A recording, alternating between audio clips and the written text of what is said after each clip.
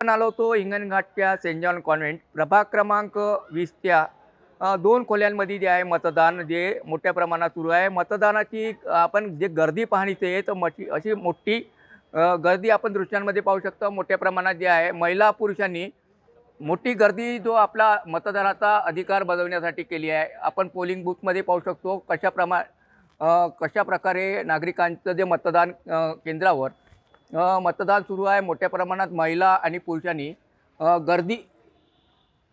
गर्दी केलेली आहे। एकूणच आता मतदानाच्या अंतिम टप्प्यात जे टक्केवारी हिंगणघाट मतदार क्षेत्राची कशी येते हिंगणघाट नगर परिषदेच्या हेच पाहावं लागेल।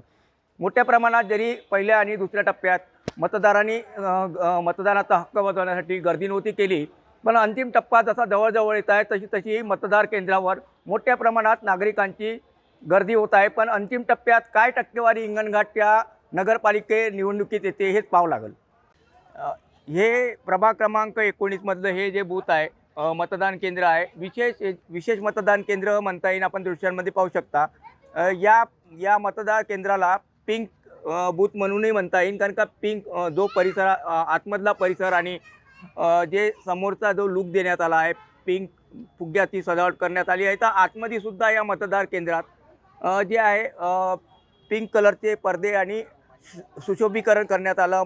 पिंक कलरचे जे बलून्स सुद्धा लावण्यात आले।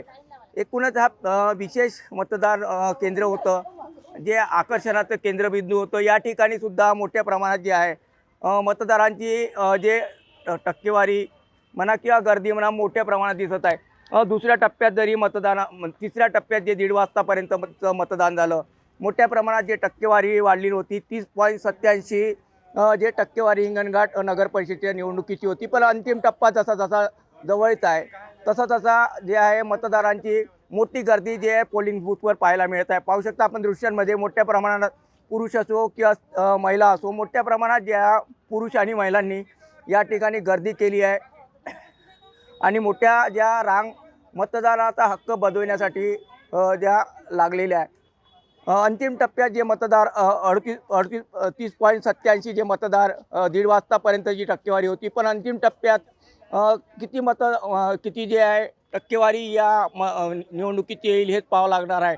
अंतिम टप्प्याचे जे मतदार आहे मोठ्या प्रमाणात जे मतदानाचा हक्क बजावण्यासाठी मतदान केंद्रावर पोहोचत आहे, त्याच्यामुळे मोठ्या ज्या रांगा मतदार केंद्रावर लागत आहे।